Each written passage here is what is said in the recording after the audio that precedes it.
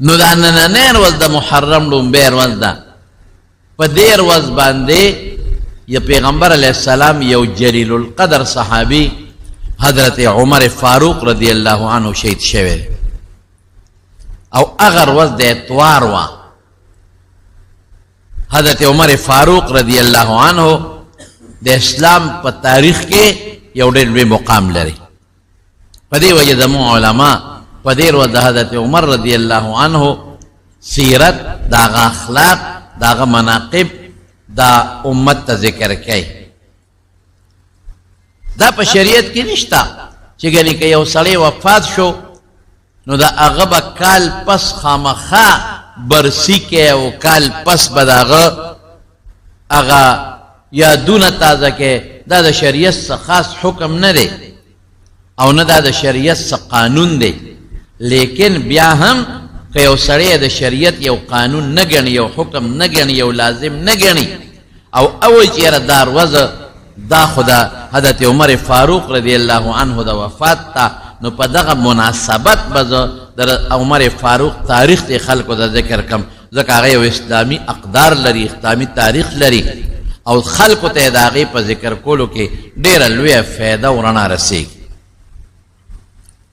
حضرت عمر رضی اللہ عنہ په مکه مکرمه کې بنو عدی او قبیله د په هغې کې پیدا شوې ده. د پلار نوم خطاب دی. هغه پورا د دو هغه تاریخ نه ذکر کوم، چیده چیده یو څو خبرې درته کوم. پالکانه کې مضبوط او تکړه هلک و.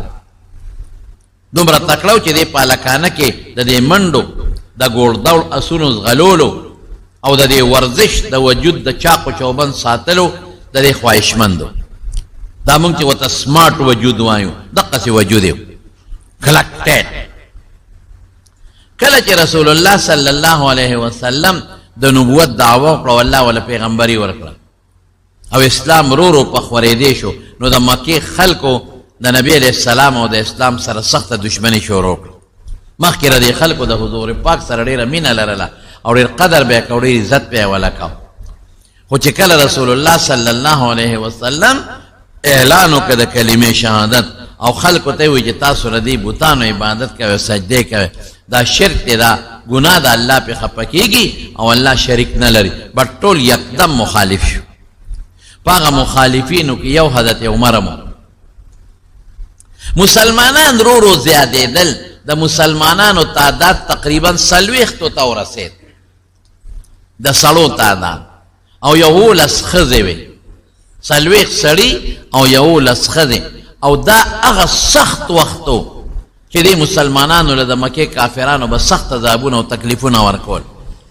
نو حضور پاک دار ارقم ورته وایي، دا صفا غونډی چې ده دې سره خوا کې دا کورو د حضرت ارقم ابن ابي ارقم رضی الله عنه د صحابي په کور کې دیره شو.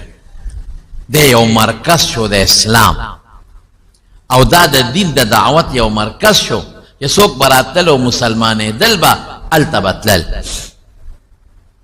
نو یو ځل د مکې کافرانو میټینګ راوغوښته چې دا مسلمانان خو رانه یو کس زیاتېږي، لوی لوی خلک رانه لاړل. لکه دې وخت کې حضرت حمزه رضی الله عنه هغه مسلمان شوی د حضور پاک ترو.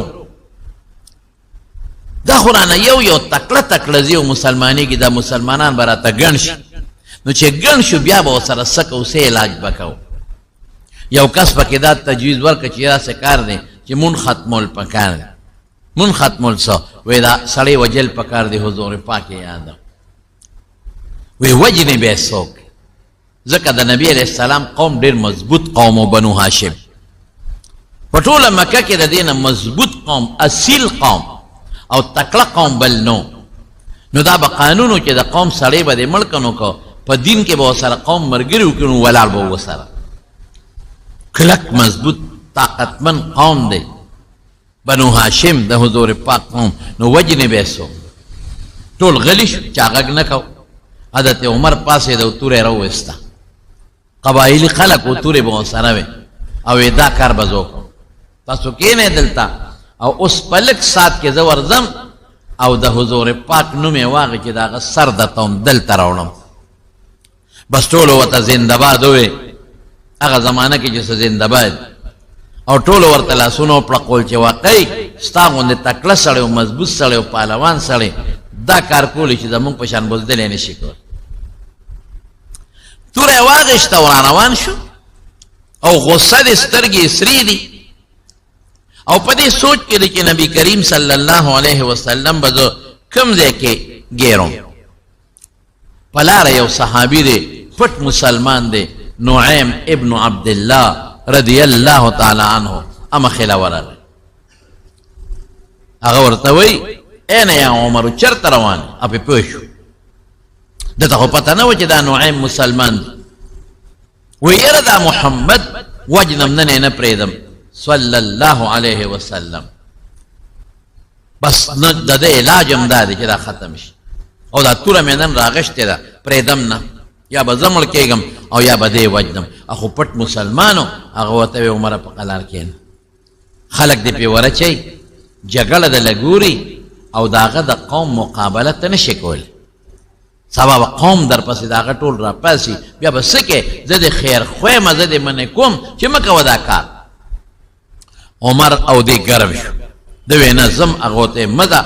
بس عمر په پوه شو چې دا سړی چې ما منې کوي دا پټ د ملګری دی او دا پټ مسلمان دی. وی داسې معلومیږي لکه چې تم صابي شوی مسلمان ته به صوابي وي دین بدلون کې تم جوړ دین بدلېدو والی او دین دې بدل کړی دی. هغه او ګواښ یې واپسې وکړه تورې ورته نیغه کړه. هغه ورته ما پرېږده خو چې د کمې ډیوې رڼا وجنې او کومه ډیوه وجل غواړې د هغې ډیوې رڼا ستا د خور کور ته رسېدلې ده. ورشه ستا خور مسلمانه ده او ستا اوښې مسلمان دی نو که په ما مه راځه ورشه په هغې ورشه. نو دا خو عربو دوی کې خو غیرت ډېر زیات و. بس اراده بدله شو نیغ لاړ د خور کور ته. د خور نوم یې فاطمه بنت الخطاب او د اوښې نوم یې زید ابن عمرو ابن نفیل التلا. او اتفاق دا دی چې هغې دغه وخت کې په کور کې دننه ناست و دروازې بنده کړې وه او یو سړی وله راغلی یو صحابي هغه ورته قرآن شریف ښایي د هغه نوم حضرت خباب رضی الله عنه پټ په کور کې دننه دی چې دروازې له ورغې او غوږ یې کېښود نو د دننه قرآن شریف اواز واورېد. وایي دا خو خبره ټیک ده دا خو دلته کې د هغه پیغمبر خبرې خو دلته کېږي د هغه چې کوم قرآن دی او کوم کتاب دی خو زما د خور کور کې لوستلی کېږي. بس زرې توره راواغېسته او د تورې په هغه موټی باندې لګیا دی او د دروازه په درز درز وی او اواز کوي ور لرې کې تاسو صابیان شوې ور لرې کې. اوښې پوه شو چې عمر خو راغی هغه استاد ته وی حضرت خباب ته وی ته مهرباني وکړه کوټې ته ننوځه ځان پټ کړه چې د کټ لاندې یو ځای کې پټ کړ پتا غزارونه کې او زه اوښې موده خور ده مونږ به سره راکاږ مونږ نشي وجل. دې ورننوته نو دې اوښې ته زید ابن عمرو ابن نفیل هغه ته دا د لومبو نو مسلمانانو نو او لس کسان چې حضور پاک د هغې نومونه اخیستي په یو مجلس کې مبشرین بالجنت تیره جنت زیری شوی دی شارټ لیست ورته وایي. لس کسان ټول صحابه هغې متعلق راځي رضی الله عنه ورضوا عنهم چې الله پاک رضی الله عنهم د دې نه راضي دي. علما د دې نه معلوموي چې ټول جنتیان دي لیکن شارټ لیست چې ورته وایي د لسو کسانو نوم حضور پاک په یو مجلس کې اخیستی دی. یو پکې د حضرت عمر د اوښې دی زید ابن عمرو ابن نفیل یو پکې دی او د حضرت عمر فاروق رضی الله عنه په نوم هم پکې دی. زید نه د تیر وتم سعید ابن زید ابن عمرو ابن نفیل دې نوم کې زه خطا شو. سعید ابن زید ابن عمرو ابن نفیل بدریم دی بدر کې هم شرکت کړی دی او په هغه لسو صحابو کې نوم هم دی. صاحب من چې ورغې دی اوښې سره مشتو ګریبان شو او د تورې دا موټې نه دی په دې وهي او دی خو زورور ما خو تاسو ته وایي چې په هلکانه کې د یو پهلوان او مضبوط انسان مضبوط او کلک وجود یې ښه زه ستاسو پیغمبر پسې مرګ پسې ګرځم او تاسو د هغه دین قبول کړی دی د پلار او د نیکه دین هم پرېښی دی. دا خور یې ورله د خور نوم یې فاطمه او د دې اوښې سعید ابن زید او د دې خاون په منځ کې د دې رور په منځ کې خلاصې کو. د دې خو غصه لاس یې اوچت که او د خور له ښه مضبوطه سپېړه ورکړه چې تم مسلمانه شوې، تم صابیه شوې، تم دین پرېښی دی، ته لا راځې مانه او خاوند خلاصې. داسې سپېړه یې ورکړه دونه مضبوطه چې د هغې مخ وینې شو، او داسې مخ وینې شو چې هغې داره وواله. یو معمولی وینه روبېږي، یو بعضې وخت کې دومره سخت ولګي چې هغه داره ووایي، هغه داره یې وواله او هغه نیغه د عمر په مخ ور پرېوته. بس خور ورته وایي عمره لاس اخلاص، امونږ د پښتنو خبراته کوم، امونږ وایو لاس اخلاص او توره دې تېره. عمره څه چې دې خوښی کوه، توره در سره ده، زم درته مخامخ ولاړ یم، زما خاوند هم ولاړ دی، څه چې دې خوښی کوه تکړه شه. او بالکل زم مسلمان یم، زما خاوند مسلمان دی، تا کم غیرت دی ما کم غیرت دی، تا چې د کمې مور په خېټه کې لتې والی دي ما هم د هغې مور په خېټه کې لتې والی. مور یې حنتمه نو مور حنتمه. او عجیبه دا ده چې مور یې د ابوجهل د تره لور وه.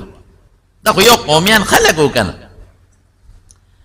د بنو مخزوم قبیلې سره تعلق و، حنتمه بنت هاشم، او ابو جهل عمر ابن هشام، او دا دواړه د دې مور د نوم هاشم، دواړه د مغیره زامنو، او مغیره د بنو مخزوم قبیلې سره تعلق لري. نو مور د ابو جهل د تره لور وه، داسې ده لکه چې هغې مامۍ، د مور د تره زوی، د مور د تره زوی ته خلک ماما وایي. د مور د طرف نه مضبوط قوم دی، د پلاره طرف نه مضبوط قوم دی. نو فاطمه ورته وی خور ورته وی عمره تکړه شه، څه دې خوښی کوه، د ده نه یریږم نه، د نه تختم نه، زه راته دروغ نه ویم، زه مسلمان یم او زما د خاوند نه مسلمان دی، او توره د سره تکړه څه دې خوښی وکړه. او خور یې وجاړل، سترګې د اوښکو نه ډکې شوې، په مخ یې وینې روانې شوې، او د ده باندې هم د خور وینه پرېوته. خو چې د هغه د خور سترګو ته وکتل او د خور جړا ته وکتل او هغه وینې ته وکتل چې د خور نه وینه هم روانه ده، او هغه دارې څاڅکي د ده په مخ هم پرتې وې، نو لکې رحم راغی. فوراً پړه کې موم شو، موم پړه کې رحم راغی، او رحم راتلو سره توره اخوا کېښوده، او دې خور ته وایي ویده دا خبرې به پرېږدو، خو تاسو یو بل ته څه وې راته ووایه. هغې د سورت طه تلاوت کو د قرآن شریف، ما ته هغه ستاسو قرآن لږ ووایه. بس حضرت خباب وایي چې زه پوه شم چې د رسول الله مبارک د شپې بیګانې دعا قبوله شوې ده. صحابه راغلل او نبي علیه السلام ته ودرېدل، وایي د الله رسوله د دوو کسانو نه ډېر تنګ یو، دوو کسانو نه، د یو نوم عمر دی، په لاره ترې نه شو تللی، وکنځل کوي، وینا کوي، وهل ټکول کوي، او د بل نوم عمر ابن هشام دی، ابو جهل نوم عمر و عمر، د عمر او د هغه عمر دې دونه تنګ یو. د دواړو جهانو مبارک سردار لاس اوچت کړ، وی اللهم اعز الاسلام باحد العمرین. خدای په دې دوو کې تغلیب د ده نوم له ورکړه، طالبان پې پوهېږي. خدای په دې دوو عمر او عمر کې یو کس مسلمان کا او اسلام پې مضبوط کا. دا دعا د شپې رسول الله مبارک کړې وه. حضرت خباب پوه شو چې د حضور پاک د شپې دعا قبوله ده، ځکه چې عمر آواز وکړو چې تاسو سوې ما ته ووایئ، قرآن هم ما ته ووایئ. نو حضرت خباب د کوټې نه راووت او راتلو سره وایي عمره انصاف وکړه، ای عمره تا نه د انصاف توقع لرم، د انصاف تمه ده نه لرم، انصاف وکړه. ته چې د کم سړي په مرګ پسې روانې، زما قسم په خدای چې هغه بیګا تاله د خدای په دربار کې جړلې دی او دعا یې کړې ده د هدایت،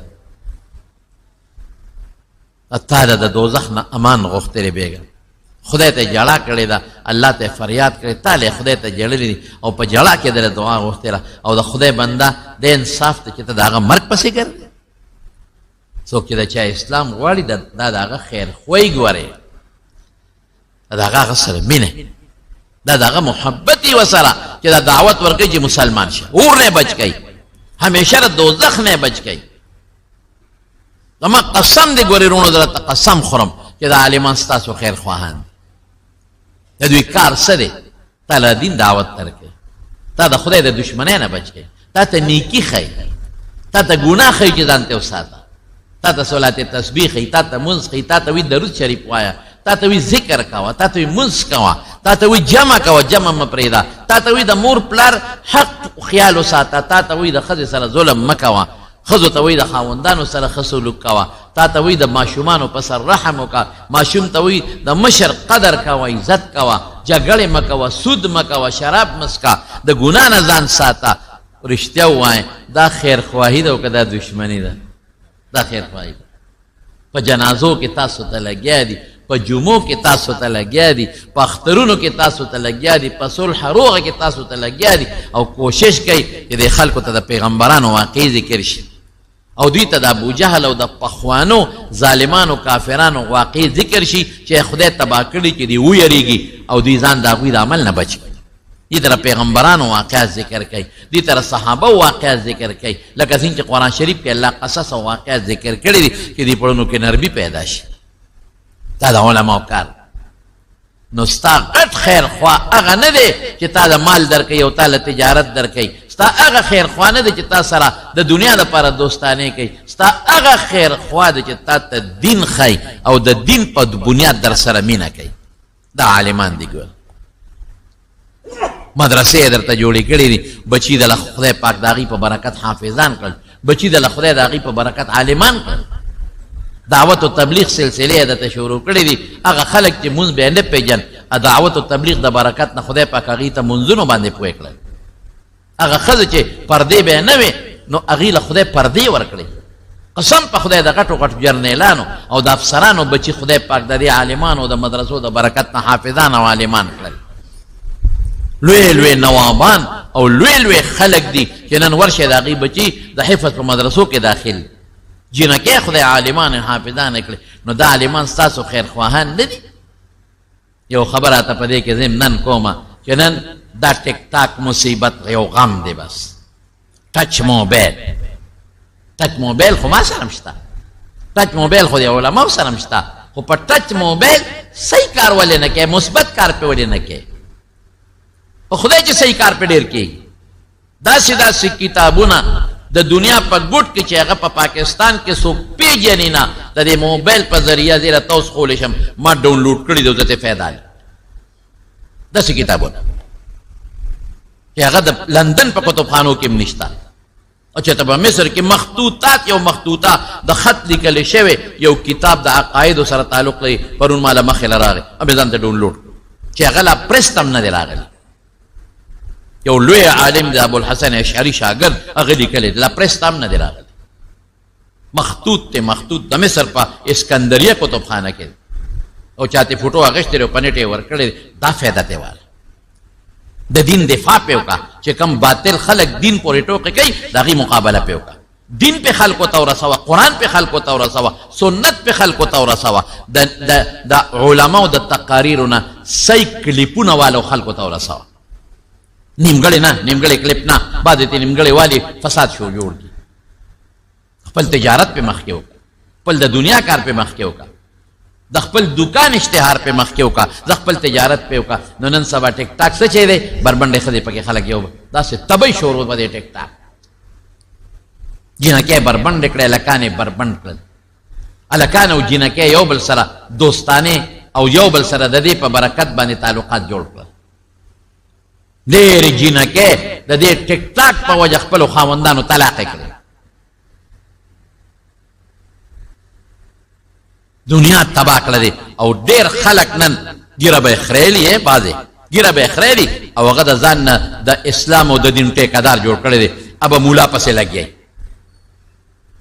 دا خو زمونږ د خولې نه کله کله د ټوکې خبره مو ځي، هر عالم د خولې نه د ټوکې خبر وځي، د ګپ خبره مونږ کوو. مونږ به یې بشیر جان هم یادو، امین هم پکې یادو، کله ګپ لګو پکې ټوکه پکې وکړو. رسول الله صلی الله علیه وسلم هم صحابه سره کله کله خوش طبیعتي کړې ده، خو ټیک ته د هغه به لږه محدود و، مونږ نه لږه تیزي وشي، هغه ټوکه به راوالي زما یا د بل ملا د بل ملا، او په ټیک ټاک کې دا خبره ده کړې هغه پسې به ولئ.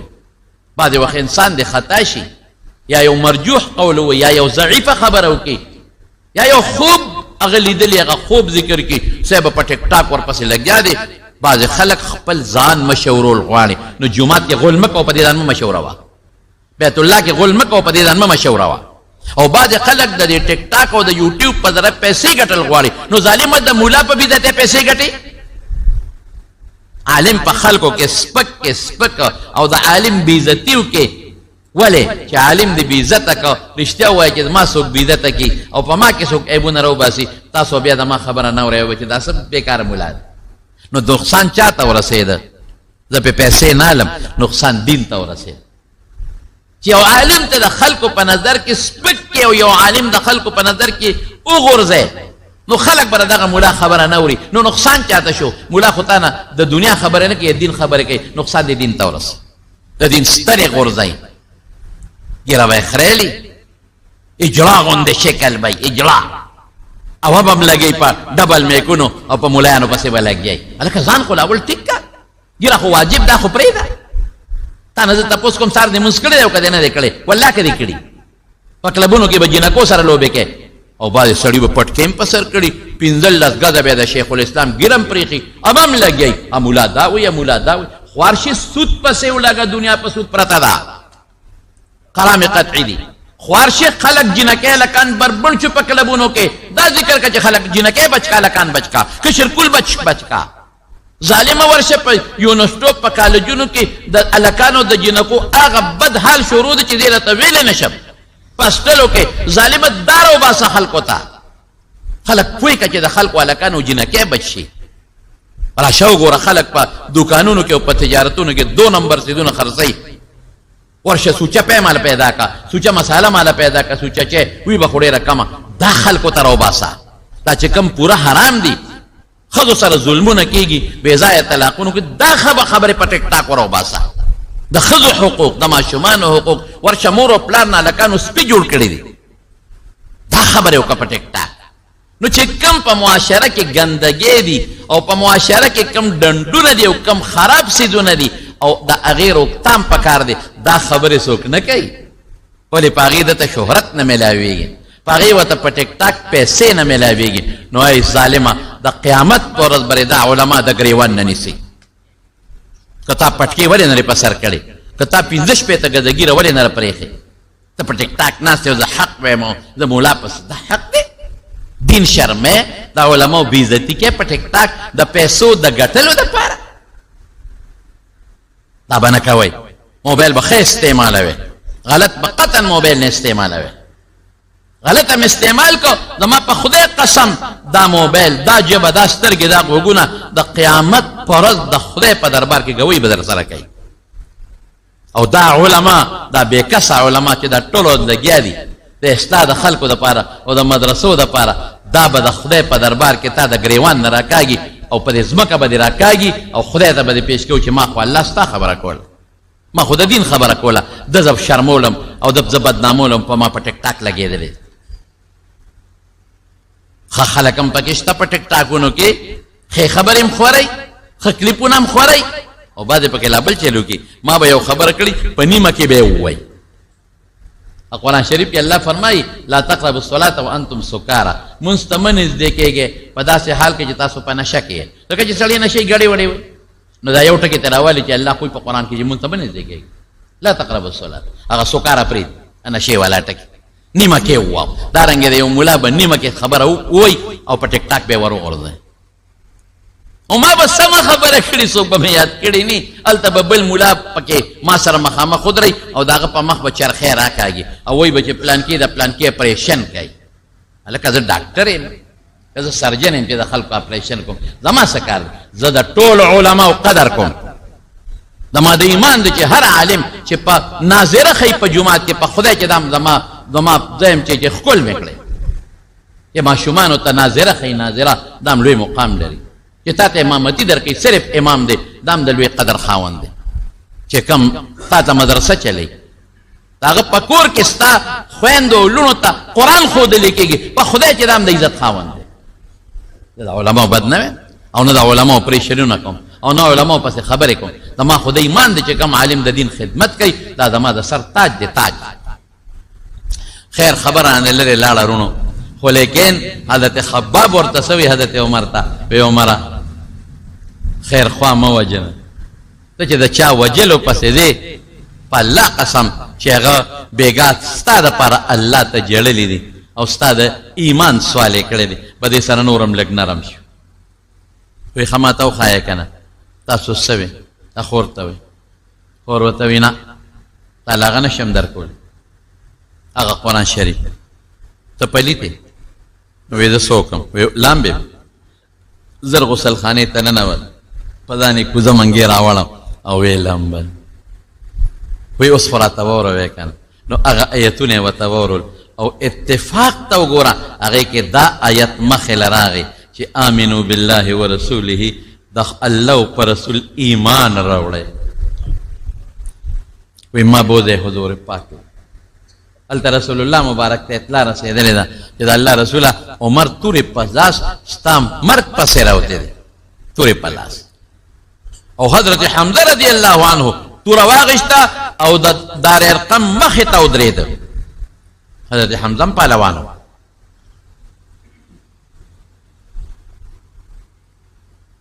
توره یې واغېستې وه. وی عمر به څنګه راځي زه به مړ یم چې زما درواره مری له به د هغه توره راورسي. خو دې وخت کې جهاد فرض نو دې وخت کې اقدامي چې په بل سره ته جهاد کې دا منو او دفاعي منو چې په تاسو غزار کوي هم به جواب نه ورکوي دا منو. رسول الله صلی الله علیه وسلم ورغی حضرت حمزه له تورې ته واغېستې. حمزه توره دې خوا عمر که په ښه نیت راغی مرحبا او هرکلی به ورته وویل او که په غلط نیت راغی د عمر په توره به ته دا سر ووه. واقعي د موږ د دواړو جهانو مبارک سردار ډېر بهادر انسان. صحابه وایي ما رأینا اشجع منه. وایي موږ د رسول الله مبارک نه بهادر انسان بر نه دی لیدلی. یو موقع کې چې د رسو شوی نه دی. بعضې موقع کې به صحابه لږ منتشر شو خواره واره به شو لیکن رسول الله مبارک په میدان ولاړ یو قدم نه دی رسو شوی چېرته. دی کې حضرت عمر ورغی چې څنګه ورننوت په کور باندې رسول الله مبارک ورغی او عمر یې د دې ګریوان نه کلک ونیو. عمر په څه نیت راغلی وایه په کومه اراده راغلی؟ هغه وی د الله رسوله د اسلام په نیت د ایمان په نیت. فوراً کلمه شهادت اشهد ان لا اله الا الله واشهد ان محمدا عبد الله ورسوله. دا گواہی کوم چې الله یو د شریک نه لري ته محمد ته صلی الله د خدای بنده او د خدای رسول. د دې عمر نه چې وروسته بیا تپوس وکړو وی عمر چې د رسول الله مبارک لاس تا ګریوان راغی دا څه کیفیت و څه حال و؟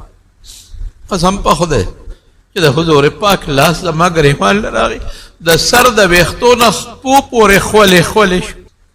او په مستدرک د حاکم کې دا حدیث شته او په ابن ماجه کې شته. ابن ماجه کې مو ګورئ دا شته کہ حضور پاک فرمائے استبشر اہل السماوات باسلام عمر کہ دلتا صحابہ او بل مبارک بات ورکی مبارک چھے عمر مسلمان او پاسمانونو کی فرشتے او بل مبارکی ورکی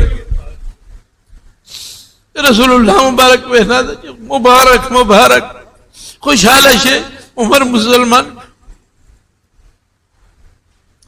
مراد رسول اللہ اللہ اکبر نور خلق دا پیغمبر ارادہ کرے پیغمبر دا عمر ارادہ کرے کہ اللہ عمر مسلمان کا مراد رسول اللہ صلی اللہ علیہ وسلم نو پد ایمان باندے پس اسمانونو کے فرشتے یو بل تا مبارک باد ورکی یو بل دا خوشحالے زیر ورکی عجیب کیفیت تے یو سلویختم مسلمان شو سلویخت مخیری نا یو سلویختم مسلمان ویزا ہو کہ حق دنو باروزو میدان عمر امات اللہ حکم نہ دے شوے اینا اوزو مسلمانان و سروت حضور پاک دو سپا جوڑ کر دو قطارا دو لین دا یو لین پسر حضرت حمزہ ادرو او دا بل لین پسر عمر ادرو اور آل البیت اللہ خلقو قتل چھ عمر خمونگ لے گلے دے دا پیغمبر پر سر پسے اخواغ دے دا مسلمانانو لیڈنگ کئی اخو دا مسلمانانو دا صف مخ کی قطار پر سر کے ولاړ دی او بیت الله لرال او بیت الله کې تور دا سے وړقولا کسوک میں پیجنی خو ٹکتا کسوک میں نے پیجنی فانا عمر ابن الخطاب دا عمر ابن الخطاب زویما ما ایمان روڑے دے دا حضور پاک سرا او کچا کی زوری را میدان تدیشی او دا بیت اللہ پا مخ کے پا زورا رنبے کلمہ دوے چا اشہدو ان لا الہ الا اللہ و اشہدو ان محمدا عبدہ و رسولہ. بعض علماء وی پدی وجہ وتا دا فاروق لقب ورکلیش دا حق و دا باطل پا مینس کے فرق راوستون کے حق کارکے ان کی او صحابہ سوئی وی مونگ دیر کمزوریو دیر جزانو دیر بے کس وال بخلقو بوہلو تر اغی پورے چے عمر مسلمان شو چے دے پا کمر از مسلمان شو اسلام مضبوط شو مسلمان مضبوط شو ماوے ولے حضور پاک دعا کردہ اللہم اعز الاسلام بے احد العمرین خدا پدی دعا کے یو مسلمان کو اسلام لپی عزت و غلبہ ورکا اسلام غلبہ فرال دے اسلام حالت او بیا داغی نپس چکل ہجرت کئی حضور پاک صحابہ توی لارشے مدینہ منوری تا ہجرتو کے پٹ پٹ با صحابت لل یو با پٹ پٹ ہوتا ولی کہ مکہ کافرانو پر خودل کم دے اگی خدا فیصلہ کرو چے حضور پاک وجنو لیکن حضرت عمر چیزی نراغی دے بیت اللہ توافیو کو توری سرے توری دا سے اولا قولا اے خلقا عمر اگا کس ندے چے پٹ زی ہجرت کئی زخکارا روانی ہجرت کم کہ چاکی زوری میدان تا دیشی کولاو لال مدینہ منورت مدینہ منورہ کے بیاد رسول اللہ صلی اللہ علیہ وسلم سر رول جہادونوں کی شرکت کرے بدر کے پیش مخ کے دا بدر پا قیدیانوں کے او یا کسان قیدیان چکل انہیں ولی شو اگی کے مشورہ کے دا یعنی سرسو کو او غطول پا کے دا مسلمانہ نزدی خلق سیب دا رسول اللہ مبارک پا کے ترد عباس یوی پا کے زوم دے ابو العاص دا حضرت ابو بکر صدیق رضی اللہ عنہ پا کے زویر دا حضرت علی رضی اللہ عنہ پا کے رور دے عقیل ترد عباس دا حضرت عمر پا کے ماما دا سے خلق دی چاہا ٹول نزدی چا پا کے رور دے چا پا کے زویر دے چا پلار دے چا ترد دا ٹول نکلنی ولی شوی مشورہ کے دا دے قیدیانو سرسوک اکثریت دا فیصلہ اکلا کہ دا اللہ رسول وجنو یہ نا زمانگ تربونان دی زمانگ رونو دی زمانگ چوکا چا پلار دی پکی چا زوی دی پکی وجنو نا خدای میں مسلمانان کی پیسے بتی والو جرمانہ و پکی دو پیسے بتی والو اگر پیسے باندے بمونگ دا جنگ دا پارا ساز و سامان والو جہاد لا زمانگ پکارش دارے دا حضور پاک وخش وخلا پیسے لے نو کرنے عمر سرخ کتا کرنے عمر اوی تاخو سو نوے وی دا اللہ رسول زمان پا خبر ما سے عمل نکی گی سلام ہے وی نتا خو خبر او ککن دا خو مشورہ دا مشورہ کی خلق دغلنا خبر رو باسی بیا چے اکثریت سوی پاقی با پیسہ لکو تو سوے وی دا خدا وی مچے دا خوش پری خودل نری پکار دا اسلام و دا دین دشمنان دی دا طول وجل پکار او دا سے بے نا وجل چے دا چا پا کے سمر نزدے رشتہ دار دی ابا وجنی دا ما پا کے ماما دی او دیر نزدے ماما میں دی ما سر دیر امین دا ما شمیل وی کرب زباغو وجنم پا علالو میں او دا حضرت علی پا کے رور دی عقیل بخپل رور علال کی ابو بکر بخپل زوی علال کی او دا اللہ رسول استا پا کے تر دی عباس و یو دی زم دیتا بدا دوارا وجنے کہ مونگ اللہ تو خواہی چی گور استا پا مقابلہ کی مونگ اس سک دمانو نا ماما پی جنو نا زی پی جنو نا تر پی جن حضور پاک مسکی شو وطا وی عمر دیر سختا خبر دے دیر سختا خواہ سر صرف یو کس دا عمر سرو پدے مش پدے رہے کے نو ٹولوے چی نا پریدیو او فیدیت خلی نوے پری خودن او فیدیت مانگشتا لیکن قرآن شریف حضرت عمر درے مطابق نازل شو ما کان لنبی ان یکون له اسرا حتی یسخن فی الارض خلاصہ دا چی پیغمبر نا مناسب دا دی چی قیدی دی اونے ونو دا وجل پکارو مطلب دا چی دا عمر رہے اگا صاحبہ ہو ٹک وجل پکار باہر کے فرونو په دا څه تاریخ د عمر دا برته ان شاء الله د جمعه کې ویم ان شاء الله العزیز. خدا نن ورځ د حضرت عمر فاروق رضی الله عنه د وفات ورځ ده. نو په دغه مناسبت د جلیل القدر صحابي داغه څه مختصر چې د خبرې درته کوم د عبرت دپاره او ستاسو د تسلی دپاره او ستاسو د ترغیب دپاره. ولې چې همدا میاشت د دې لومبې تاریخ د حضرت عمر رضی الله عنه د وفات ورځ ده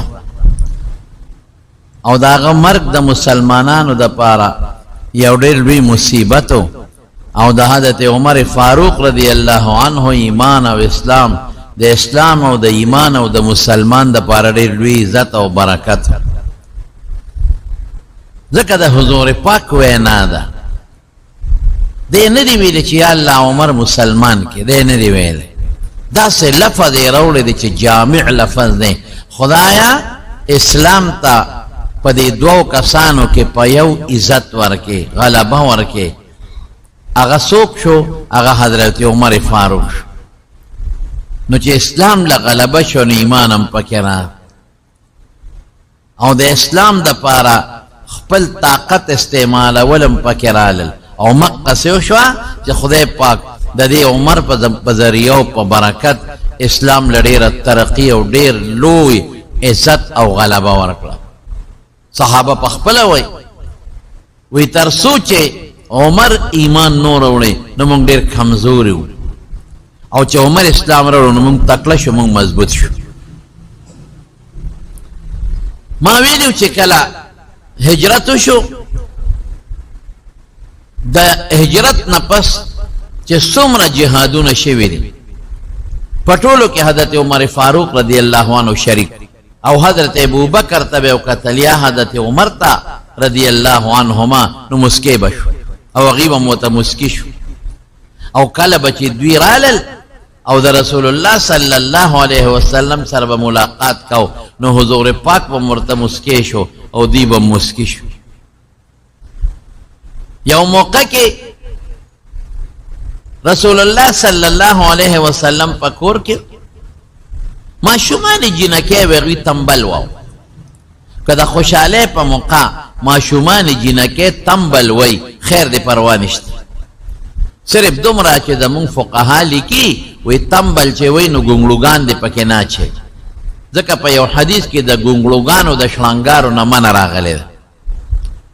نو بغیر د ګونګړوګانو نه که څوک تنبل ماشومان وی بلکې زمونږ بعضې فقهاو شاملي کلی دي چې په دواړو لاسونو دې نه ډبوي، یو لاس باندې دې ونیسي او په دې بل دې وله ډب ورکوي. دا د خوشحالۍ په موقع، د واده په موقع، د اختر په موقع دا خیر دی، دا جایز دی، دا خو خوشحالي ده. او جنکۍ او زنانه په دې خوشحالیږي. حتی که مشران جنکۍ زنانه په خپل ماحول کې دننه تنبل وی هغوی م والی شي یاره چې سړي ورسره نی او اواز عورت ته چې اواز بارو نه ځي. رسول الله صلی الله علیه وسلم او فرمایل وی عمره وی ته چې کوم ځای ته راشې نو شیطان هم دنه تختی. دا د دې او طالبان ورته فضیلت جزئی وی. دا مطلب نه دی چې د حضور پاک نه تختی او د ده نه تختی. دی د هغه د هغه هیبت اظهار وکړو چې ستا دومره هیبت دی. وی دا د زه ناستم جینۍ تنبل واو نو تنبل خو ټیک ته چې جایز دی، لیکن دا شیطان د دې شیطان خوښي.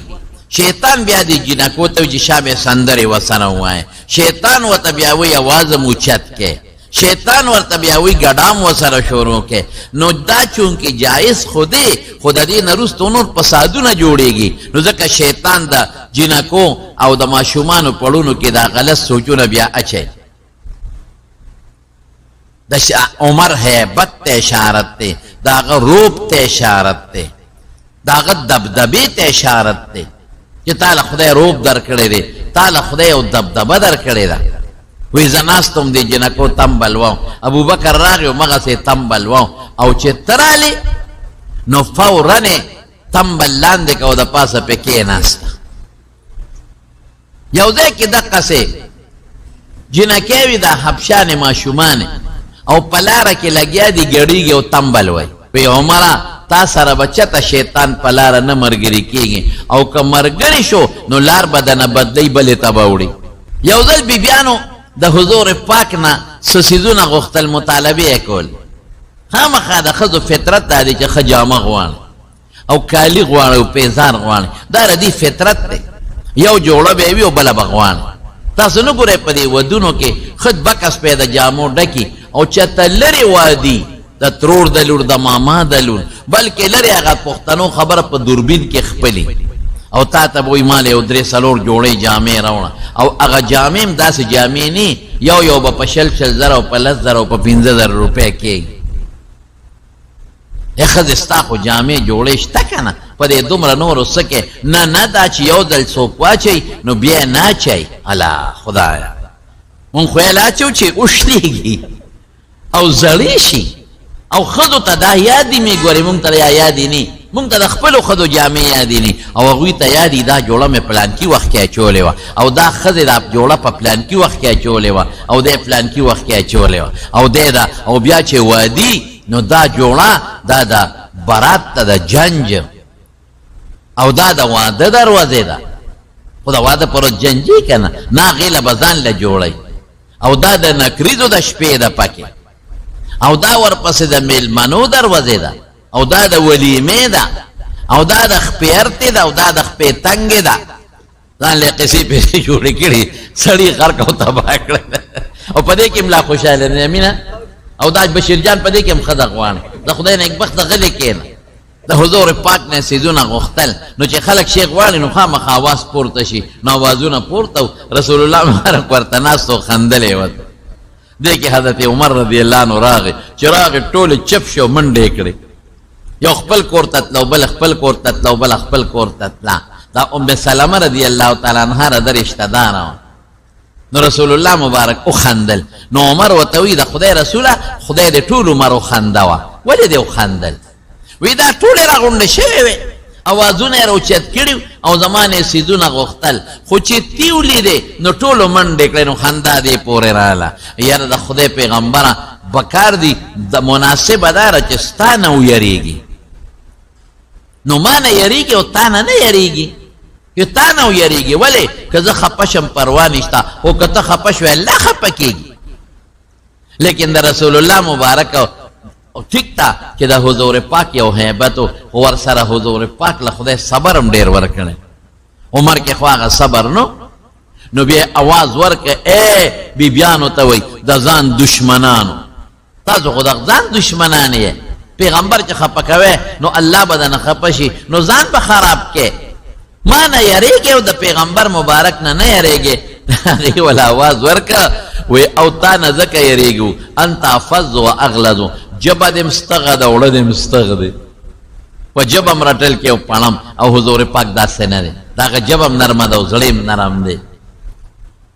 دا د پیغمبر مبارک مخکې به یې داسې کول. ګورې رونو دا یو په پیغمبر نه خفه کېدل دی او د حضور پاک احترام د بیبیانو په اړه کې نور مچول دی. نو دا حضرت عمر فاروق رضی الله عنه له خدای پاک دا صفتونه ورکړي د حدیثو په کتابونو کې دي. ډېر لوی تاریخ یې دی، غټ جلدونه خلکو د عمر صاحب په تاریخ لیکلی دي. خو ما تاسو ته ویلو پوره درته نه ذکر کوم، داسې یو څو جلکې درته وایم چې تاسو ته دا معلومه شي چې الله د رسول الله صلی الله علیه وسلم په دعا د حضرت عمر فاروق رضی الله عنه نه دین څونه کار اخیستی دی، د ده په برکت خدای دین څونه خور کړی دی.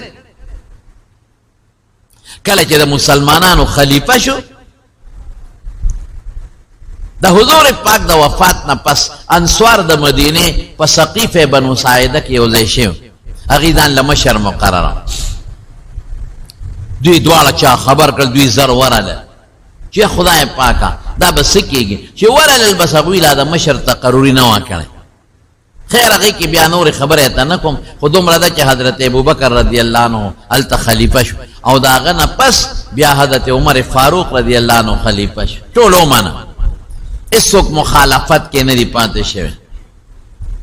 حضرت علی رضی الله عنه هم بیعت کړی، ټولو مسلمانانو بیعت او ابوبکر صدیق ته چا ویلي وی ته خو عمر خلیفه کې بادشاه کې وګوره ډېر سخت دی مطلب دا چې دی خو به دا ټوله دنیا دا د خلقو برباد بکې دا خلق په لږه خبره غصه کېږي. ابو بکر صدیق ورته وفرمایل وی تاسو ته پته نشته د بادشاه ډېر لوی بوج دی چې دا بار یې په سر را پرېوت دی به په خپله نرم شي.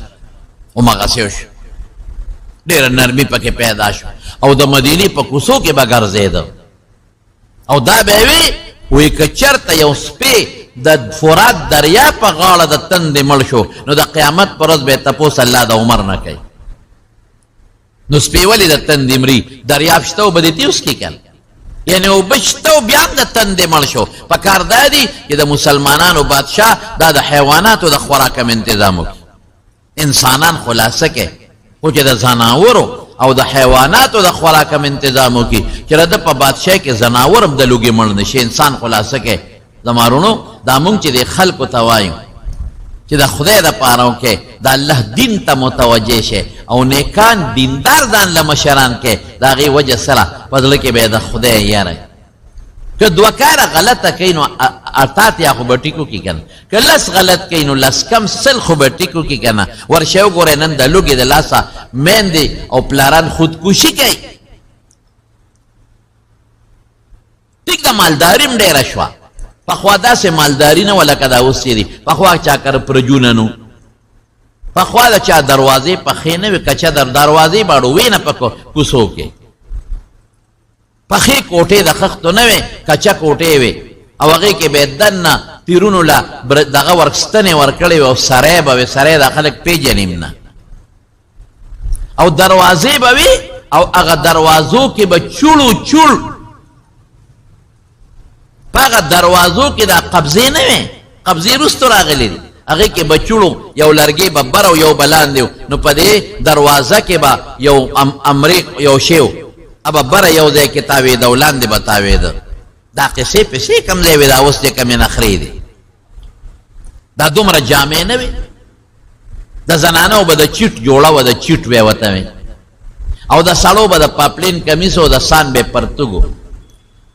چې واده به یې نو د پاپیو جوړه جامه به یې وه د غریبه، اب هم پرتوګ یو شان او کمیس په بل شان، چې ډېر مالدار به د بوسکي کمیس پې او د سان به یې پرتوګ و. د ښځو به د چیټ جامې وې، دا جامې وې دا اوس چې کمې دي. نو مالداري ډېره شوه، خلک بې شکه مالدار شو، لنټري کورونه جوړ شو. په ټول کلي کې به یو موټر دوه موټرې، زمونږ په ټول کلي کې دوه درې موټرې وې. اوس خدای پاک په کور کې که درې روڼې درې موټرې وله خدای ورکړې، موټر سیکلې خدای ورکړې. هر چال ښه خبره ده، د خدای نعمتونه دی، الله دې هر چاله ورکړي. حج له چې به خلق راتلل، دوه څلور کسه به راتلل، په خدای چې دی په دې سړک به ورته خلکو څېرې اچولې او دروازې به خلکو جوړې کړې وې. اوس عمرو هم خلک ډېر دي او شکر دی حجونو هم خلک ډېر دي. نو مالداري ډېره ده، لیکن رونو یو ټکې پکې واورئ، غربت هم بیا ډېر دی. داسې خلک هم شته چې د هغې غریبانانو د روزۍ درک نه لګي، د وړو بوجۍ ته محتاج دی. په ډېرانونو په خدای مې دې قسمي، په ډېرانونو خلک زړې ټوکړې راغونډوي او کاغذونه راغونډوي او خرڅوي، دا د بدر ودې راغونډوي. ډېران له خو چې څوک ورشي نو سپېمې پټوي. او نن په ډېرانونو ماشومان بچې ګرځي، واړه ماشومان، ګلان ماشومان، هلکان او جینکې او بوډاګان، او د ډېران نه هډوکې راغونډوي خرڅوي، زړې ټوکړې راغونځوي. او اخبار ما دا بچې څه کوې په دې؟ وایي کاک باباجي دا خرڅو. بوډا سړی و ډېر زیات، داسې غریب رپېده، داسې لاسونه رپېدل او په ډېران لګیا او د هغې نه شیدونه راغونډول. دلته راشه باباجي دا څه کوې؟ وی دا راغونډومه. یو زړه بوجۍ و د سیمټو په هغې کې اچول. په دې څه کوې؟ وی دا راغونډوم، دا خرڅومه. ولې بابا څه مزدورۍ؟ وی پاپړې خرڅوم خو څوک نه علي. ښځه د ماشومان بچي دي، هغې له دا انتظام روان. ډېران باندې خو زما دا خیال دی چې داس غریب خو سوال هم کولی شي، سوال نه کوي، دا غیرتي دی. یعنې راشئ نن هلکان او جینکۍ په بازارونو کې ګرځي او سوال کوي. مالدار خلک دي، مالدار، او د پیسې د ډېروالي دپاره نن په کوڅو کې ګرځي او سوالونه کوي، او دا په ډېران ګرځي ماشومان او د ډېران نه راغونډول کوي. دا غیرتي دی، سوالونه نه کوي. خو دا نار دی غریب، دا د بچي نار دی، دا د واړه نار دی.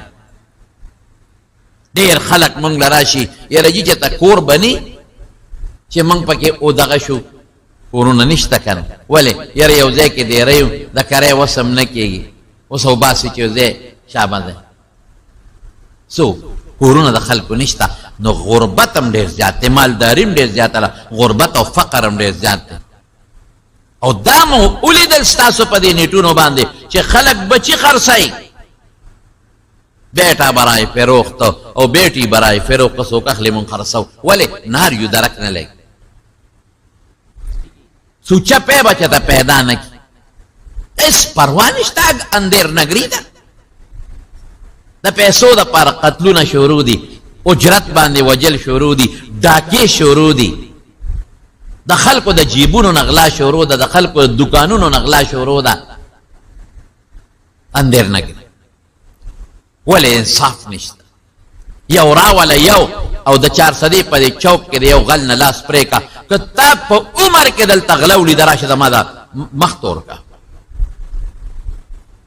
یو قاتل رو نسا او پی خور دی جناپارک ترا یا دا پخوا چه بیوتا پوزا دا چرگانو پخوا باچا خان چوکو او یا دا سشه دی دا سوری پول دقل ترو نسا دی بالی سار توقی جو سر تی پریکا که چا ملیو کراش دا مادا مختور کا صدا نشتا پولیس غریبانانی اونیسی اگه خواران اونیسی پولیس تا پده کس گناه نشتا تو خو پولیس تا پده کی گناه نکن پولیس اونیسی نزان دا پاسا ور ٹوپ کی غریبانان او سڑی گیر کی عدالت ور پیش کی زب بری شوی دا لسو قاتلم پریدی و دا پینزو قاتلم پریدی پولیس ویدہ ما کار سر چیزی نیستا ما سبارتا بریت تاوی دا تانی مخیطا ما تا گردی ولی انیسا رنگی ہاتھو گرفتار کی رنگی ہاتھ اقرارمو کی عدالت تزا بس بری عدالت تزا او بری علتے پری کولون بی عدالت والا سزاور کی دویمی پرید کہ دویم سزاور کی دریمی بری کی انصاف نشتا غٹ خبر دا گرفتا پولیسی نسی انصاف بر نشتا اگی پزان لوبیو کی غریبانان پکور ورتلل او اگی زنانه پولیسم بودی او نسی خو چلتا عدالت تا بودی زه ما بری کړي تاړو سکړی نری الکه دا سړی چا مړ کاو دغه نه کړي دا معلوماتو کا جج صاحب کنا مړ چا کاو زده نه کړي مړ چا کا مړ حضرت عمر فاروق رضی اللہ عنہ فرمائی وہ ایک پیاو مڑی کے دا صنعاء خار ټول شریک شي پا زرگونو خلق صنعاء خار کی دی او دا ټول دا یو سڑی پا مرگ کے شریک شي وی دا ټول با دوڑا کو مسلمان وینا ډیره جاتا خوگر دا خدای پنیس خدای میرے قسمی یہ پا حضور پاک فرمائی وی مکہ وگواری یو موٹی وینا دا خزان او دا جنت پا میانس کے رکاوٹ میں جوڑا یو موٹی وینا نن دا 100 روپو دا پارا او دا 0 روپو دا پارا او دا کنال دا پارا او دا مرلی دا پارا مسلمان لگیا دی مسلمان وجہ انصاف نشتا حضرت عمر فاروق زمانہ کی دی شوی دا سکن حضور پاک فرمائی لوی دا سے وقت براشی کہ دا کوفین با یو خضا را روانی یو خضا او مدینی تبرازی او یمن تبزی اس یرب پینی صرف پدی با یریگی چی شرم حملو نکی او باقی دا انسان یرب نی صحابوی من اولی دل دا قصی یو خضا را روانوا دا پسونو زرگونو کلومیٹر مزا لیکاو ما سوا دا لانا او دا شرم اخنا دا اچانا نیره دا امن راگی سکون راگی اطمینان را نشتا دا خدای نظام نشتا دا اللہ قانون نشتا قرآن باندې عمل نشتا نقصان ټول د انصاف په دغه ځای کې دا ما بری کړ هلکه دا څلور چې وجیلې دي نه ده نه دي کړی ښه ده نه دي کړی نو چا کړي بل سړی پیدا کړ دا ستا ذمواري لس کاله به کیس چلېږي نن تاریخ دی او سبا تاریخ دی او شل چې د خلکو د سترګو نه دا شی وځي او د خلکو د سترګو نه دا خبره یېره شي دلنه خطر بری شو ځه او بیا چې بری شي خلک مبارکه راوړي مبارک ولې څلور وجلې دي کړه اغلم زم دلم زم چې کم وجلې شوی دی اغلم زم اغه سرم زما هم دردی ده او چې چا وجل کړی دی غلم زم تا سرم زما هم دردی ده دا زما کار مونږ تاسو دا کوو دواړو له مقتول سره چې چا د هغه وارثان دي هغه ته وایو ډېر بد د سره شوي دي زه سره تعالی رالم او قاتل لم وردو یاره بس دغه سزا ونو خدي کړي منافقه دا منافقت دا ورده په مونږ کې بنیاد دا دی حضرت عمر فاروق رضی اللہ تعالی عنہ به مدینه په کوڅو کې ګرځیدل شکر استا بادشاہ حکمران هر څوک کې دی و دې ګرځي کنه معلومات دی وای دي کنه کوڅو کې به ګرځیدل او معلومات پیدا سے ګرځیدل خلق به قتل یو ځل د مدینه منورې په کوڅو کې ګرځیدل لاړ یو صحرا ته ووت غلام وسره دی صحرا کې ګوري یو زنانه ده او ماشومان دي هغه ور سره جاړي راځه کنه هغه غلام توي بچي دا زنانه دلته جاړي چې ورغه نیمه شپه ده خیمه لګېدلې ده هغه زنانه ته دا ماشومان ولې جاړي وې دا وګي دي او زنانه کټوې دیشکې کټوې باندې کړې ده هغه زمانه کټوې وي نو دا خوراک ولا زر ورکه کنه وې دې کې خو نشته نو دا دی ولی باندې کړی د په اور باندې وې دې کې کانی مانی پراته دي وې دا ماشومان په غلومه د دې سوچ دا دی چې لاله سپخای نو کدا جړې غلې شو چې ته خوب ولا ورغه هغه نه پیژن چې دا عمر فاروق دی وته وی امیر المؤمنین لولې ناراضي بادشاہ لا چې دې بچوله د غمو کې دا ماشومان دې د لوګي مري او ته ول تشو بو کې سم سیوه خټ کې غلې په دې ود کې اخذ وتوي واذا قیامت ورځ به یو د عمر گریوان او زمالاس وي خدای تبارک وی عمر بس ته ویریدو وجودي وبوګنی دغه خو نه پیژاندو وی عمر د نس خبر دی خبره کا کنه چې به در نه کینو بیا شکایت الله تکوا وی چې عمر ما نه ځان نه خبري بادشاہي وری کوي زبه نه خبرو ما نه بزان خبر غلام ته شابه راځه هغه ځان سره په مخه کو بیت المال تلار یو غټه بوجه ډکه کلا سامان او غلام ته را پښه کا او ورته وینا امیر المؤمنین زستان او کر غلام دا به ټوله کذب وړو ما ته را پښه کوي نه د قیامت پر ورځ به ما بور باج ټوله کذب وړو را پښه غلام وی په خدای بار چې څوک پند نشي وړيغه نشي بای سړی وی غټه بوجه وړي شي او بعض درون سړی وی هغه پینځه دړې نشي وړي بلد ني امیرۃ المؤمنین پلان کې شریفه خدام پکې امیرۃ المؤمنین سلیم پکې امیر المؤمنین دا ټول گن پکې ما بهر کې زمارونو هغه زینا چې یو ویلا بوجه کټوي وینځل او پاره کې هغه سامان ومن واچو او پخې اورنه بلیږي پوکې ورکې غلام وی په خوده چې هغه منظر مې اوسم یاد دی چې هغه لوګي با د عمر د دیګری نه پورې را پورې وتل لا وتل کټوي ولا په خکړه ماشومان راولا ماشومان یې ماړه کړل ما وی امیر المؤمنین زچ نه وی ما خو پټ ورته چې زچ دکانه وی ما ته وی صبر وکا دا ماشومان مې په جړه لیدې دي چې په خنده وینم چې ماشومان ماړه شو په خندا شو نو خدای ته وی سار لراشه مسجد نبوی ته تا ته بیت المال نه وظیفه وی ما امیر المؤمنین څه پیژنې وی زبال تیما زبم زبال استشاره سمات خدای خو نه پیژن رالو سار له خزرال او دا خزه وته دوا وکړه وی بچي عمر کې اهلیت نشتا تا دې خدای داغه په دې بچا کی اخو نه پیژنې چې عمدا عمر دې هغه کې نشتا تا کې اهلیت ته غریب تاسو کې خدای پاک ته داغه په دې بچا کی زته وی راشه سبا سال چې خزر مسجد نبوی ته وی قتل وی دا خو مغه پرونه سړی دې بیگانه اماله خو بوجه را پوګه کړي وراوړې وا ما بچوله خوراک پخ کړیو مال پوکی والی دي لوګي په تیر شوی دي د ما بچی مال کړي دي خدا او یاري د بچي مې یاري بیت المال له ولا تنخواه مقرر کړه بچول او دیلا او عمر وته جلل وی خدای وایا اوس به د خدای په دربار کې سوي د عمر گریوان بني سره کاږي وکه سبب وي تا خو د عمر گریوان برکاګه اوس به الله دربار کې دا وي چې نه الله عمر ډېر انصاف بادشاہ په نیمه شپه راغلی دی مال ډوډۍ پخ کړی د مال سامان راوړی دی او زما بچی ماړه کړی زمارونو داسې اوس نشي کېدی چې رښتیا راته وي او د عمر په شان څوک نشي کېدی زمانہ رو رو دجال تا نزدیک کیگی، تیاری تا نزدیک کیگی، دا رسول اللہ مبارک نا لری کیگی. اخو آغا خلق ہو چی دا پیغمبر غیق کی لوی شوی، آغا خلق ہو چی دا رسول اللہ مبارک نظر پہ لگے دلی، آغا خلق ہو چی دا رسول اللہ مبارک نا بغیر چا پیر ناستو جبریل باس آغا سے نشی کے دے. سپا خبرہ ہو چی او جلک واغا سے پاکی پیدا شی پلا ربان یو ذل لوانو یو خیمه لگی دلی وا او دا غی خیمه نا زبیرگی رو چاته دل ضرور غی اگا خیمه نمخ بار یو سړی ناستو وی دا زبیرگی سوک دی سوک بیمار دی وی نا دا زما خزه دا او دا ماشومانو بیمار دا اولادی کی وی سوک وسرشتا وی نا پمنډه کور تراغ خپلی بی بی تا وی الا فلان کې دا ماشومانو دا پیدایش پا وقت چی زنانا کم خوراکی زر روالا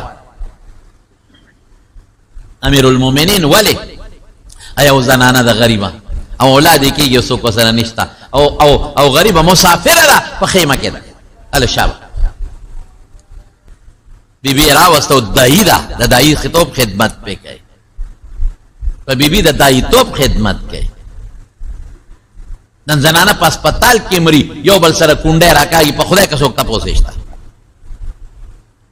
دا دارو غم نشتا سرکاری اسپتال لریشا مالا سرکاری دیوالو نے سرکاری دے نور پا کسی دی خیراتی اسپتال شرمے گیم نا چی دا خبرے کے مالوچ پا کی نشتا و سرکاری اسپتال ڈرپ پا کی نشتا و سرکاری و خیراتی اسپتال سرنج پا کی پا بایا روڑاو خیراتی اسپتال یقین کواوری دلی میں دے زمارونو رحم نشتا دا مونگ پڑونو کم خپکے گئے ماں مونگ یادو بادشاہان و یادو خو مونگ پڑونو کم رحم نشتا اوری دلی میں دی چی سڑی مل دے دن پا پریشن تیٹر کے لی دی میں نے دی خوری دلی میں دی باوسوق میں اوری دلی دی سڑی مل دی خز املا دا ڈاکٹران ویسے چلو شوی مل شو وی صبرو کا وارث تے غگ مکاو چیٹے اولی کی دا پیسو الشابہ سڑی دے خطرناک تی دا دارو کو منڈر آرساو زنانا دی خطرناک امرائی غریبا ادما خدا الشابہ دا دارو کو منڈر آرساو دارو پی روڑی دا بزرگون روپو دارو پی روڑی التا میلاو دے گا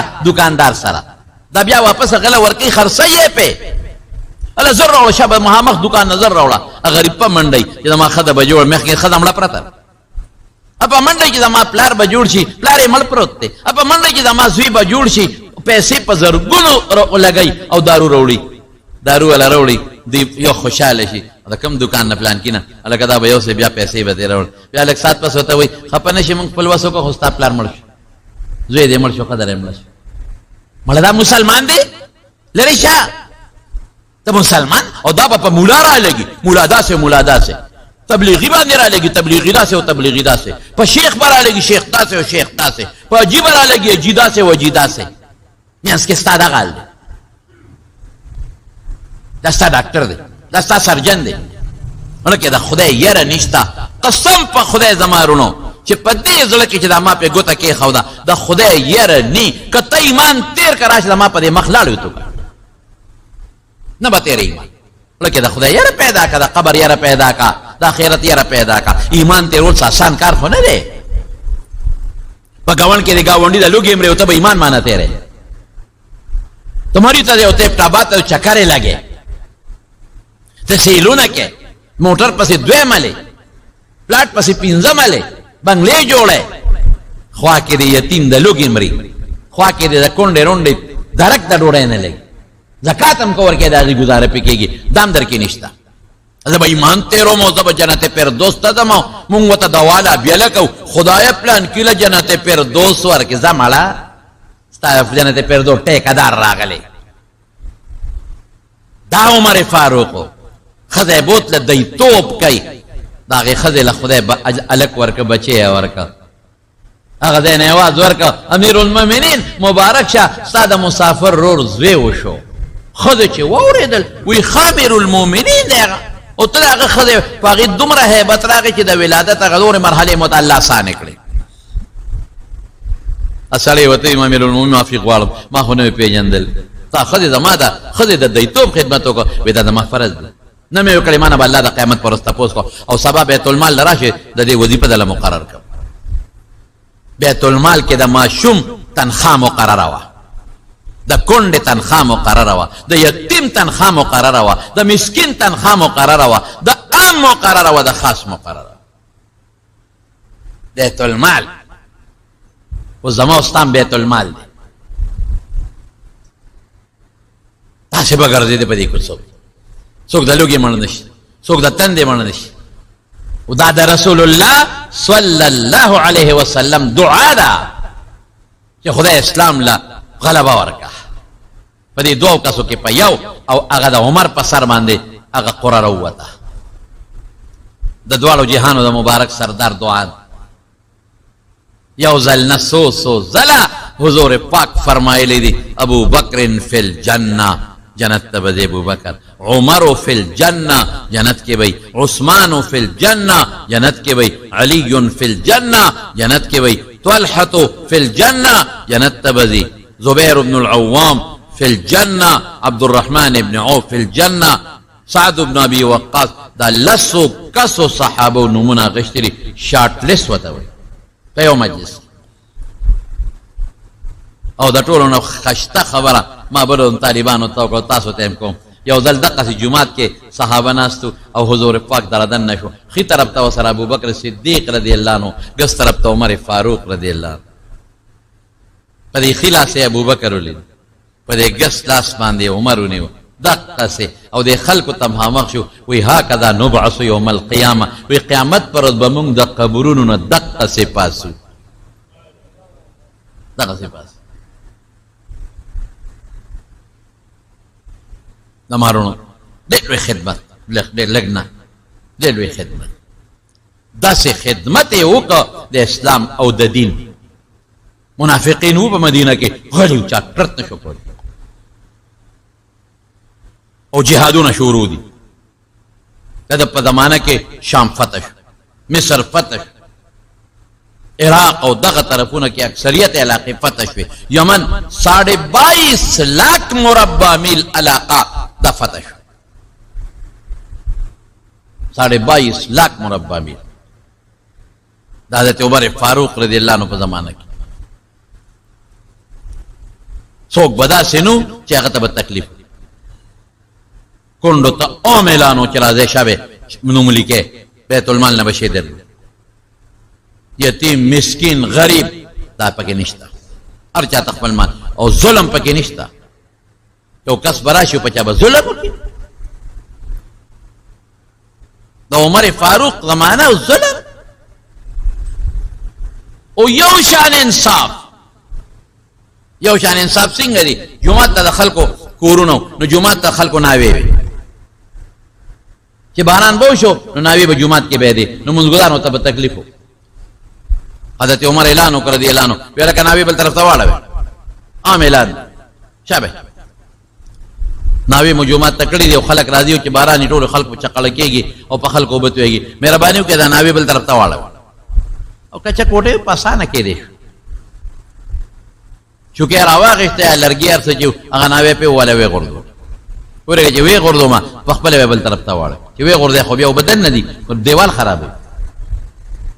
حضرت عباس رضی الله عنه ته چوي چې عمر ناوه غورځول، تا نه غورځول. وی ما د عمر خبره منله، د امیرالمؤمنین خبره منل پکار وي، خو ما په دې وجه دا ناوه ونه لر نه کړه چې دا مال رسول الله صلی الله علیه وسلم په خپلو مبارکو لاسونو لګولی و. نو ما یې د حضور پاک د مبارک لاس ناوه نه لګو. چې عمر ته چا وی دا دې څو کړل؟ دا کومه ناوه وه؟ وی ولې؟ وی دا د دواړو جهانو مبارک سردار دا ناوه په خپله لګولې ده. اوهو دا مې څه غلطي وکړه. لاړ عباس نه معافي وغوښته. عباس ما خو ځکه لر کړه چې ما یې زه انصاف وکړم چې قیامت پر ورځ ما نه الله دا تپوس نه کي چې هغه د ناوه پرېښوده او نورو غریبانانو له یې ناوې لرې کړې. خو تا وی چې دا حضور پاک او یو عمره ما ستا خبره منله، تا امیرالمؤمنین او ما په دې وجه لر نه کړه. ویله عباس راشه یقین کوه حضرت عمر ولا په خپله خټه وکړه، امیرالمؤمنین دی تو پړی ولا په خپله جوړې کړې. وی عباس راشه شابه ناوه به واپس لګغوي. نه امیرالمؤمنین نه زه به یې جوړه کړم، داسې وی کیدی نشي. بهتر وانه وخت اوس به خامخا کې حضرت عمر ورته ټیټ شو، عباس یې په دې خپل اوږو سور کو او اوچت یې کوي چې څنګه حضور پاک لګولې و واپس یې اقصې ولګاو. د پیغمبر د مبارک لاس ناوه عمر به غورځي. عمر له څه مجال دي چې د پیغمبر مبارک د لاس لګولې شوی ناوه دی غورځي. دا مینه او دا محبت. خیر څه واقعات نورې مړونه شته، بله جمعه کې به درته انشاءالله خبره خلاصه کړم. و نن جمعه راته یو ضروري خبره کوم. دا د محرم میاشت او نن اتم د عاشورې د محرم اتم ورځ ده، سبا نهمه ده او بله لسمه ده. نو په دې میاشت کې یو څو کارونه کول پکار دي. زه به راته هغه ویم چې کوم سنت کاري. حضور پاک د دې میاشت په لسمه ورځ روژه نیولې ده. مکه کې به هم نیوه او چې مدینې ته راغی بیا به هم نیوه، بلکې د محققین محدثین علما وایي چې دا مخکې فرض وه چې د رمضان روژې راغلې نو فرضیت ختم شو. چې مدینې شریفې ته راغی یهودو به دا روژه نیوله، دا لسمه. وی دا ولې نیسې؟ وی دا هغه ورځ ده چې الله موسی علیه السلام د فرعون نه خلاص کړی او د هغه دشمن یې د هغه په مخ کې هلاک کړی، نو موږ د هغې شکرې د وجې دا روژې نیسو. حضور پاک فرمایل د موسی په تابعدارۍ ستاسو نه موږ زیات حقدار یو. صحابو ته یې هم دقسې جاري وساتئ، نیسئ دا روژه. نو پیغمبر علیه السلام ټول عمر نیولې صحابه او په آخري کال یې فرمایلي لئن بقیت الی قابل لاصومن التاسعه، وایي که آینده کال ته پاتې شم نهمه به م ورسره نیسم. دې وجې نه زموږ بعضې علماو لیکلي دي چې دا یوازې لسمه اوس دې وخت کې مکروه ده، ځکه یهودیان سره تشبیه پکې راځي. نو تاسو مهرباني وکړئ دا سبا او بله ورځ که د چا وس کېږي روجې ونیسئ.